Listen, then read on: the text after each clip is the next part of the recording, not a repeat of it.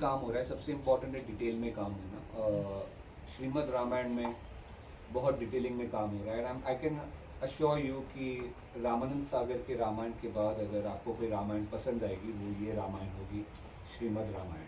Right. और आपका जो किरदार है वो पहले किसी ने देखा नहीं है शो में, तो अगर किरदार के बारे में थोड़ा सा बताएं, क्योंकि शो जो है ओपन आपके ही किरदार से हो रहा है। थोड़ा सा अगर किरदार के बारे में हमारी ऑडियंस को बताएं और उसकी प्रिपरेशन को लेके बताएं और क्या क्या रिसर्च करनी पड़ी एज एन एक्टर आपको।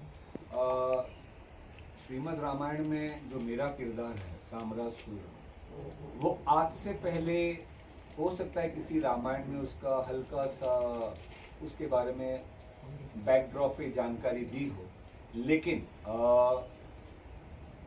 साम्रासुर के बारे में जो कैरेक्टर मैं प्ले कर रहा हूँ आज से पहले किसी भी प्लेटफॉर्म पे सिनेमा में उसे दर्शाया नहीं गया है, दिखाया नहीं गया है। और अपने कैरेक्टर के बारे में कुछ बताऊं तो जब मुझे कॉल आया था कास्टिंग टीम से, क्रिएटिव टीम से, सो इससे पहले मैंने शो किया था राम सिया की लव कुश, जिसमें मैंने इंद्रजीत का किरदार निभाया था, रावण के बेटे था। मेरे पिताजी रावण बने थे शालीन भानु, और मेरी माँ बनी थी फलकनाज। तो जब ये श्रीमद् रामायण आ रहा था तो आई थॉट कि फिर से मैं इंद्रजीत ही करूँगा, लेकिन फिर कहा गया कि नहीं, कोई दूसरा एक्टर है जो करेगा, यू नो। सो फिर आई वॉज लिटिल कि यार मुझे करना था इंद्रजीत, लेकिन फिर जब मुझे इसका नरेशन दिया गया कि you will be the first villain of the show and show आपसे ही ओपन होगा, और जब मैंने रिसर्च किया और मुझे कहा गया कि आज से पहले इस कैरेक्टर को दिखाया नहीं गया है, तो आई वॉज सो इम्प्रेस्ड। मतलब मैं इतना इम्प्रेस था इस कैरेक्टर से कि करते करते मुझे पता चला इसके रिसर्च में कि इस कैरेक्टर की वजह से जो जय श्री राम के हमारे पिताश्री हैं, भरत बोल रहा हूँ, दशरथ, जो दशरथ का नाम दशरथ कैसे पड़ा? साम्रासुर के वजह से पड़ा। राइट।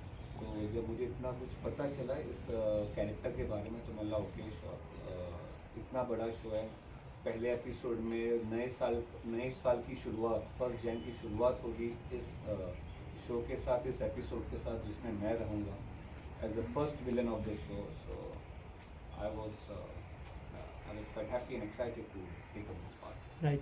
विनीत, इसके अलावा जब माइथो शो बनाते हैं तो बहुत रिस्पॉन्सिबिलिटी बढ़ जाती है, क्योंकि बहुत सारी चीज़ें लोग देख चुके हैं। आपका किरदार जो है साम्रासुर का लोग इतना नहीं जानते, लेकिन रामायण लोगों ने देखी हुई है, तो वो रिस्पॉन्सिबिलिटी कितनी बढ़ जाती है कि चीज़ों को जो है अच्छे से दिखाया जाए। रिसेंटली एक फिल्म आई थी आदि पुरुष, जिसके किरदारों को लेके बहुत ज़्यादा ट्रोल हुई, पिक्चर, उसके किरदार, एक्टर्स, डायलॉग्स, बहुत सारी चीज़ें ट्रोल हुई। तो एज एन एक्टर आपकी क्या रिस्पॉन्सिबिलिटी है, उसके बारे में कुछ बताइए, और उस चीज़ का कितना ध्यान रखा गया है कि लोगों की भावना आहत ना हो। देखिए, जब कोई आप माइथोलॉजिकल सीरीज़ या हिस्टोरिकल सीरीज़ को टच करते हैं तो जो आपकी क्रिएटिव टीम है, क्रिएटिव टीम खास करके जो आपकी रिसर्च टीम है, उनको बहुत केयरफुल रहना पड़ता है। They have to be very particular, क्योंकि अब उनकी एक गलती से पूरा आपका प्रोजेक्ट खराब हो सकता है। राइट। बिकॉज एक्टर का काम क्या होता है, एक्टर के हाथ में जो स्क्रिप्ट है, एक्टर को वो स्क्रिप्ट को रटना है और उस पर परफॉर्म करना है। एक्टर अपने मन का कुछ डाल नहीं सकता है उसमें, क्योंकि वो गलत हो जाता है, क्योंकि एक्टर को अलाउड भी नहीं बोला आपको, you have to go by the script. So जो आपकी रिसर्च टीम होती है, उनका काम होता है कि उनको डिटेलिंग में रिसर्च करना चाहिए, कुछ भी गलत इन्फॉर्मेशन पास ऑन नहीं होनी चाहिए, जो था वो ही बताना चाहिए। तो आप ऑटोमेटिकली किसी कंट्रोवर्सी या किसी इश्यूज में पड़ते नहीं हैं, अगर आपके पास जो भी आपने रिसर्च किया है उसका रॉक सॉलिड प्रूफ हो, तो फिर वो ग्रंथों के थ्रू हो, ज़्यादा करके रामायण सब ग्रंथ से ही फॉलो करते हैं, महाभारत रामायण ऐसे ही फॉलो करते हैं। तो अगर आप if you stick to the point, आप ज़रा भी उसका छेड़छाड़ नहीं करते हो तो आप कंट्रोवर्सी में पड़ने का सवाल ही नहीं करते। यहाँ पे एक बात और है कि संपूर्ण रामायण भी आ रही है 9 तारीख को, और एक आप कह रहे उसमें रामायण भी आ रही है, दो अलग।